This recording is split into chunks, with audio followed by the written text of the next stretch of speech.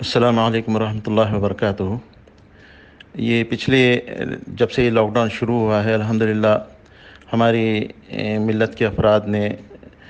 خاص طور پر مسلمان نوجوان لڑکوں نے اور مخیر حضرات نے، جن کو اللہ نے مال بھی عطا کیا ہے، بہت دل کھول کر اللہ کا شکر احسان ہے کہ پریشان حالوں کی، بے روزگاروں کی اور دیگر افراد کی بلا تفریق مذہب و ملت خوب چیر کھول کر محنت کی ہے۔ انشاءاللہ اس کا سب سے نقد جو فائدہ ہوگا، جو قرآن اور حدیث کی روشنی میں کہہ سکتا ہوں کہ اللہ تعالیٰ اس صدقے کی برکت سے اجتماعی عذاب کو اٹھا لیں گے اللہ نے چاہا تو۔ ہم مسلمانوں پر سے خاص طور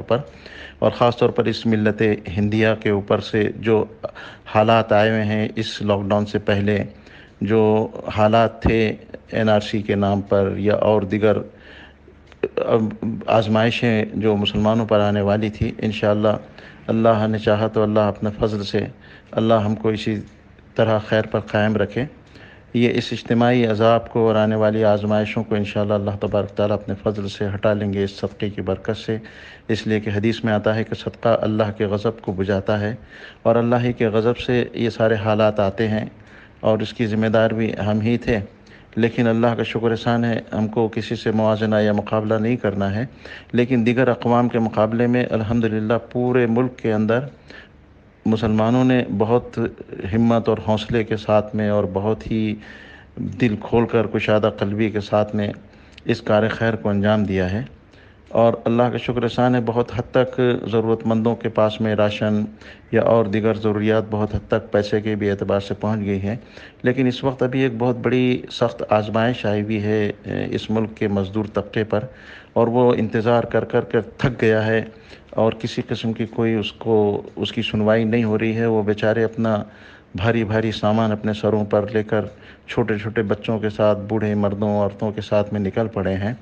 لمبے لمبے راستے، ہزار 1,500 کلومیٹر کے ان کو طے کرنا ہے، نہ ان کے پاس پیسہ ہے کہ وہ 2 3 4 ہزار روپے دے کر ٹرکوں میں جا سکیں،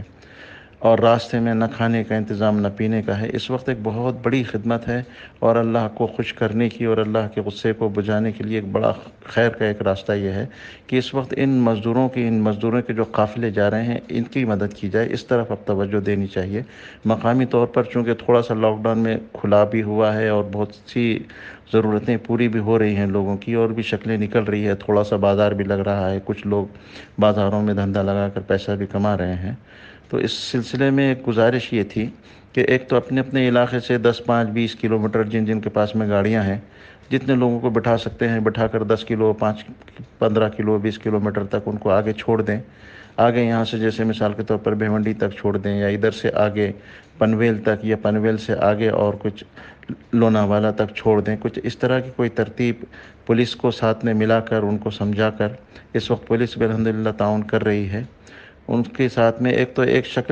تو یہ ہے کہ ان کا بیچاروں کا اتنا کئی کلومیٹر کا پیدل چلنے کا تھوڑی سی ان کو راحت ہو جائے گی، اور دوسرے ان کے لیے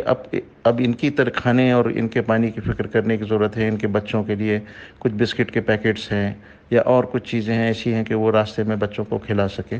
تو اس سلسلے میں ایک گزارش یہ تھی کہ اس سلسلے میں ہمارے مخیر حضرات فکر کریں، اور ہمارے نوجوان بچے اور جن کے پاس میں گاڑیاں ہیں، ان گاڑیوں کو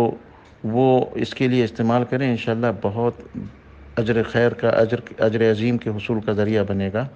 اللہ تعالی ہم سب کو اس سلسلے میں فکر مند ہونے کی توفیق عطا فرمائے۔ ہم نے الحمدللہ مسجد رحمہ سے ابھی اس ترتیب کو شروع کیا ہے کہ کھانے کے پیکٹ جو ہم مقامی تقسیم کرتے تھے، اب اس میں سے ایک بہت بڑی اچھی خاصی اس کی تعداد اب ڈیلی ہم ان مزدوروں کے اندر تقسیم کریں گے، اور اس کی اور بھی مزید شکلیں ہمارے ساتھی بنا رہے ہیں۔ میری گزارش ہے تمام لوگوں سے کہ اپنے اپنے علاقے میں اپنے اپنی مسجد یا اپنے مسجدوں بلڈنگوں کے ذریعے سے، مساجد تو اس وقت کھلی نہیں ہے، بلڈنگوں کے ذریعے سے اس قسم کا کوئی ترتیب بنائیں، اور زیادہ سے زیادہ